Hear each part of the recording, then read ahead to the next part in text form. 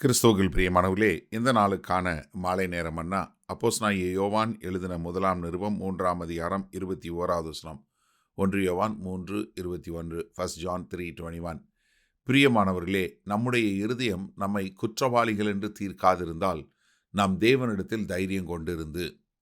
என்ன, நம்முடைய இருதயம் சோதித்து பார்க்கும்போது நம்ம ஒரு மாய்மாலமான அன்பு செலுத்துகிறோமா, இல்லை உண்மையான அன்பு செலுத்துகிறோமா அப்படின்னு நம்மளை சோதிக்கும்போது நம்ம இருதயம் இல்லைப்பா, நீ உண்மையாக தான் இருக்கிற, நீ உண்மையாக தான் ஒருத்தர் மேலே அன்பு செலுத்துகிற அப்படின்னு உங்களை தீர்க்கலைன்னா நீங்கள் என்ன பண்ணலாம், தேவன்கிட்ட தைரியமாக போகலாம்.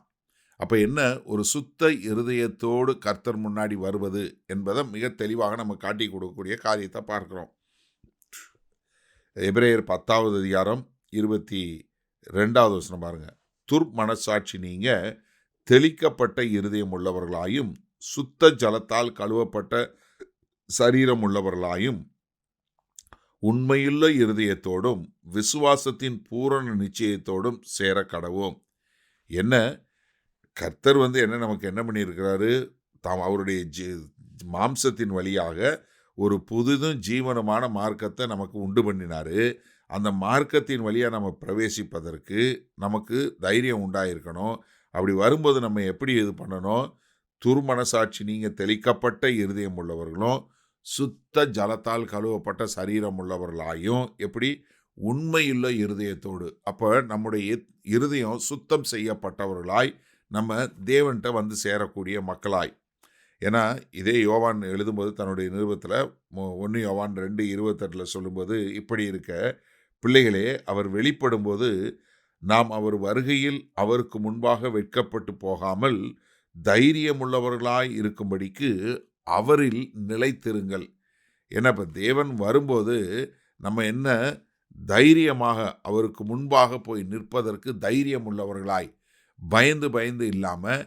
ஏன்னா என்னுடைய இருதயத்தில் எதுவுமே இல்லை, எந்த ஒரு சகோதரனோ எந்த ஒரு சகோதரி மேலேயோ அன்பு செலுத்தக்கூடியவங்களா இருப்பதில் நம்ம ஒரு காலம் தயங்கவில்லை என்பதை நாம் உண்மையாக வாழும்போது அது எதை காட்டுகிறது, நாம் தேவனுக்கென்று வாழுகிறோம், தேவனுக்குரிய காரியங்களை செய்கிறோம் என்பதை மிக தெளிவாக காட்டி கொடுக்கக்கூடிய காரியத்தை நம்ம பார்க்குறோம். அப்போ இங்கே சொல்லுவது போல் என்ன சொல்கிறாரு, நம்முடைய இருதயம் நம்மளை குற்றவாளிகளாக தீர்க்காதிருந்தா. அப்போ ஒரு தேவன்கிட்ட போகும்போது ஒரு சுத்த இருதயம் உள்ளவர்கள் தான் அவருடைய சன்னிதானத்தில் போக முடியும். அந்த சுத்த இருதயம் எப்போ உண்டாகும், நம்ம தேவனால் படைக்கப்பட்ட, தேவனை விசுவாசித்து தேவனுடைய பிள்ளைகள் என்று வரக்கூடிய மக்களை நாம் உண்மையாய் அன்பு செலுத்தி நாம் மாய்மாலமான வாழ்க்கை வாழாமல் சுத்த இருதயத்தோடு இருக்கும்போது நம்ம தேவனுடைய சன்னிதானத்தில் போய் அவர் முன்னாடி நிற்பதற்கு நமக்கு தைரியம் உண்டாயிருக்கும். சரி, இந்த நாளில் இந்த வசனத்தை நம்ம எப்படி எடுத்துக்கொள்வது?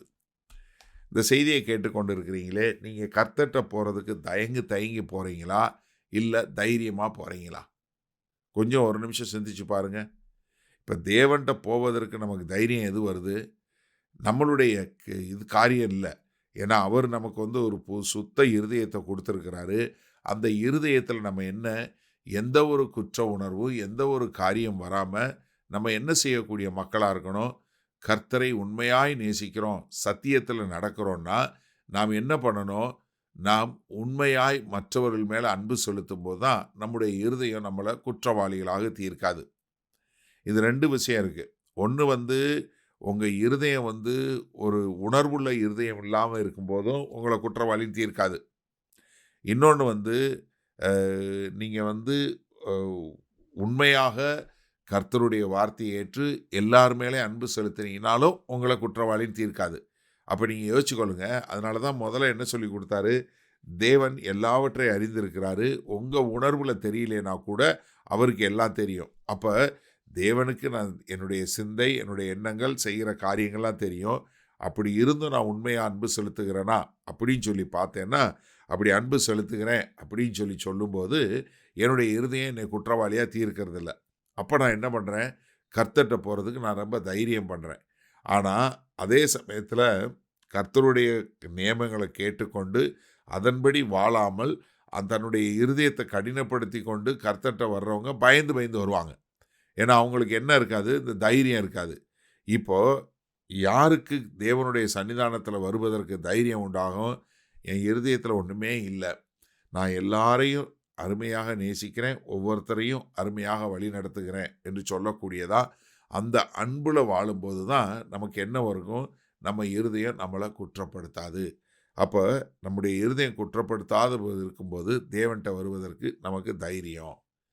வல்லபிதாவே, இதோ இந்த செய்தியை கேட்டுக்கொண்டு இருக்கிற ஒவ்வொருவரும் தங்களுடைய இருதயத்தை சுத்தப்படுத்தி ஒரு உணர்வுள்ள இருதயத்தோடு, ஆண்டவரே, யாரெல்லாம் மன்னிக்க முடியல, யார் மேல் அன்பு செலுத்த முடியலையோ அவர்கள் மேல் அவர்களை மன்னித்து அவர்கள் மேலும் அன்பு செலுத்தி, ஆண்டவரே, ஒரு உண்மையுள்ள இருதயம் உள்ளவர்களாய் உமக்கு முன்பாகவும் மற்றவர்களுக்கு முன்பாகவும் ஒரு உண்மையான வாழ்க்கை வாழ கிருபை பாராட்ட வேண்டுமாய் மீட்பெரும் இரட்சகருமாகிய இயேசு கிறிஸ்துவின் மூலம் ஜெபிக்கிறோம் வல்லபிதாவே. ஆமேன். கர்த்தர் உங்களை ஆசீர்வதிப்பாராக. நாம் நாளை காலை தினசரி தியானத்தில் சந்திப்போம். Good night.